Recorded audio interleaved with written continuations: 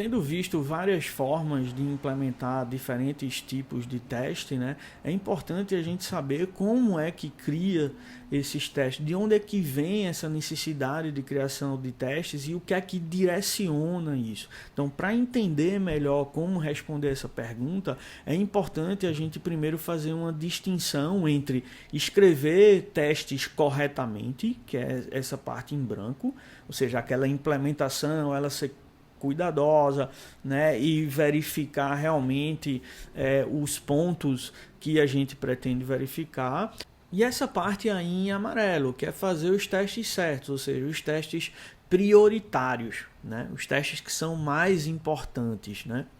E como é que a gente sabe então quais são esses testes certos? Então, obviamente, a gente já tinha visto parte dessa figura antes, a gente sabe que o testador vai escrever testes de acordo com o que está na especificação, mas ele pode também, que a gente está mostrando aí mais na parte direita da figura, escrever testes com base em bug reports, em relatos de defeitos. Então, um determinado usuário do sistema, a gente vê na parte lá em cima, ele estava usando o sistema, observando o sistema, ele encontra uma falha, né? Ele vê que o sistema está falhando numa determinada situação, ele abre um relato de problema, né? Um bug report, um issue report, alguma coisa desse tipo, dependendo do sistema, a terminologia é diferente.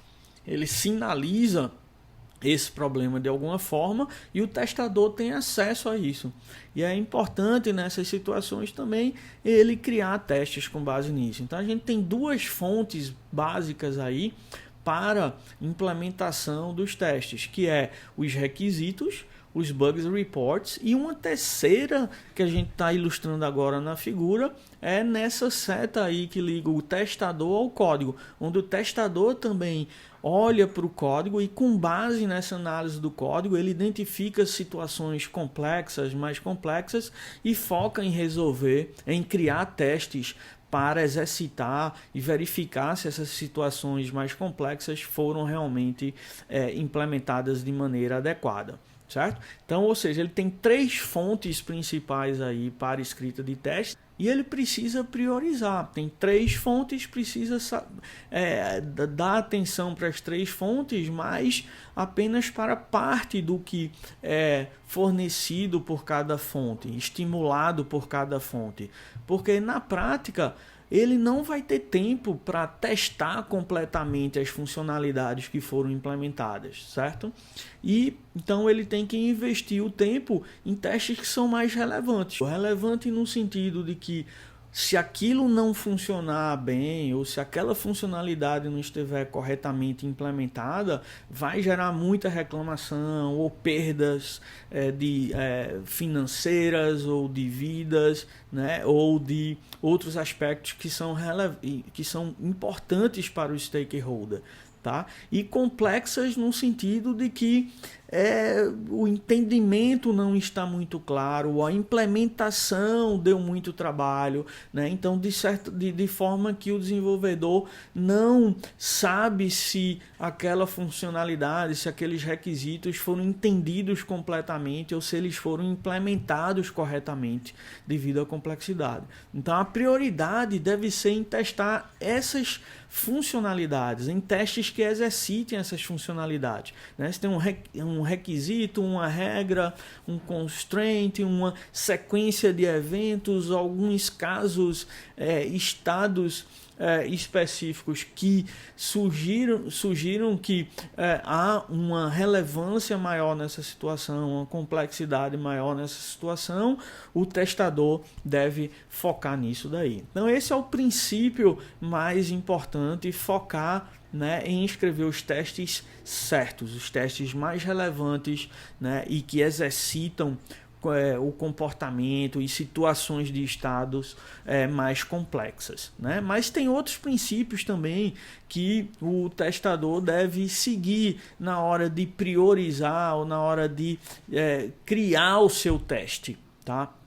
Um deles é o de enfraquecer a pré-condição. Então a gente sabe que todo teste ele tem a sua, digamos, pré-condição, que ele leva o sistema para um estado específico em que essa pré-condição é verdade, né? E nesse estado ele executa uma ação que leva a uma pós-condição, né? Um estado em que uma determinada pós-condição é válida. Então é importante enfraquecer a pré-condição. Enfraquecer no sentido de testar aquela funcionalidade em várias pré-condições diferentes. Tá? Não num único estado específico, mas em vários estados.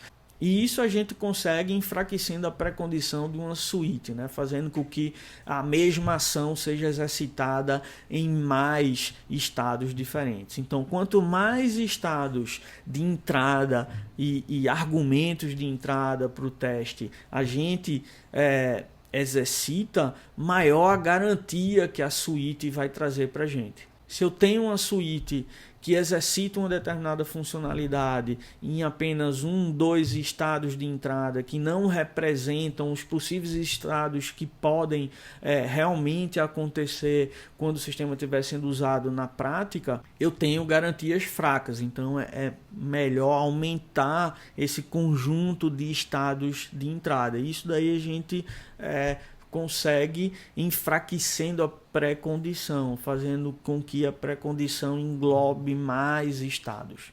Que a gente consegue, né, justamente com essa ideia de realizar a mesma operação ou exercitar a mesma funcionalidade com diferentes entradas, né, seja de argumentos, sejam de estados iniciais, né, e a ideia aí realmente é ter uma suíte que exercite entradas que são representativas. Uma forma interessante de fazer isso é testar casos limítrofes, né? Então, por exemplo, se a gente está trabalhando num array, considerar como entrada para o teste não só um caso em que o array está vazio, mas esse seria um caso, outro caso seria um em que o array estivesse cheio, e outro terceiro caso aí seria um array com metade dos elementos preenchidos. Tá? Então esse balanço, esse equilíbrio aí entre essas três diferentes situações, né, é interessante para ter certeza que o comportamento está funcionando aí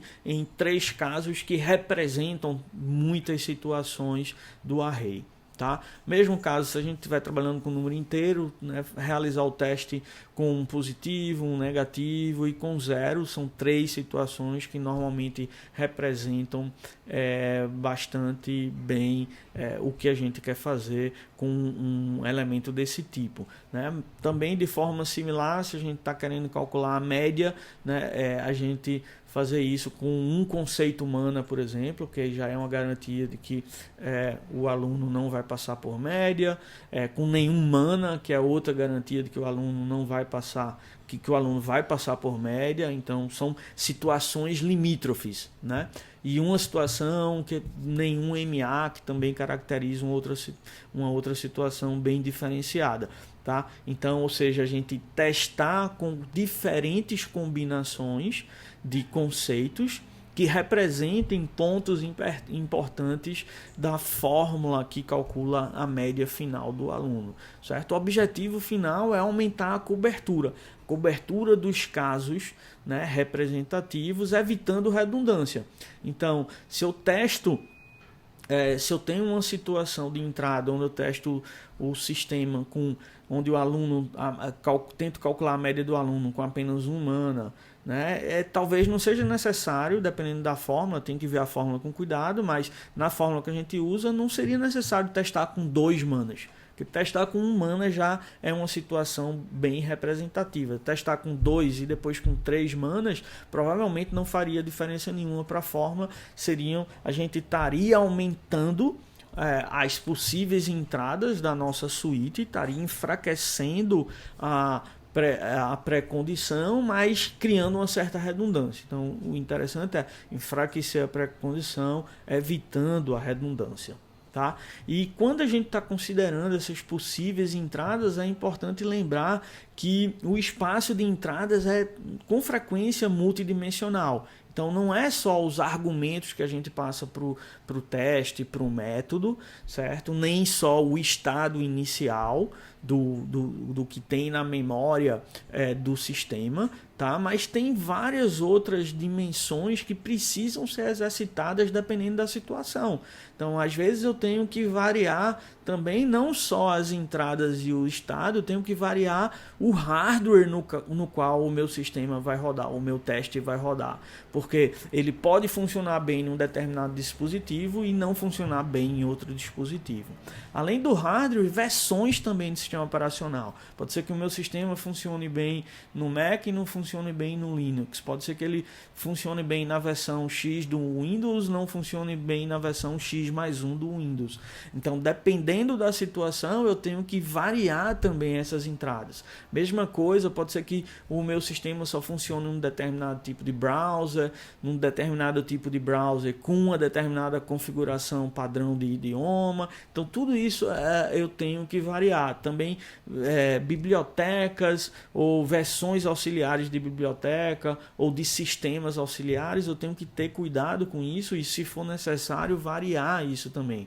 É a mesma situação de variáveis de ambiente. Então, tem às vezes características do meu ambiente, do sistema operacional. Se essas variáveis estiverem bem definidas, o meu sistema se comporta de um jeito, se não se comporta de outro. Então, até isso eu tenho que ter cuidado também para, se for necessário, considerar isso como entrada do teste e variar isso também, né? Mesmo em sistemas que têm features que são opcionais, que podem ser ligadas ou desligadas, né? Ou mesmo em sistemas que eu crio, na verdade, linhas de produtos de software, onde eu crio diferentes versões de um mesmo sistema para diferentes clientes com características ligeiramente diferentes. A base de código é a mesma, mas as builds, os executáveis que eu gero são ligeiramente diferentes, têm comportamentos ligeiramente diferentes. Eu também tenho que testar essas variações, né? E principalmente para testes, como a gente viu aí, testando uma classe específica, eu tenho que saber se eu quero testar aquela classe, eu tenho que saber se a existência de threads, de processos, né, auxiliares, se podem interferir naquilo, então eu tenho que variar isso também, né, a própria latência da rede, se notificações que venham do meu sistema. Então são várias entradas que podem afetar o comportamento do meu teste. Então, a entrada do teste não são apenas os parâmetros que a gente passa para ele e o estado inicial do que a gente passa para ele. Tem toda essa visão mais ampla aí, arquivos no sistema operacional que estejam disponíveis, que eu tenho que levar em consideração e tenho que ter cuidado na escrita do meu teste, né, para aumentar as possíveis entradas, né, enfraquecendo a pré-condição sem comprometer a redundância aí.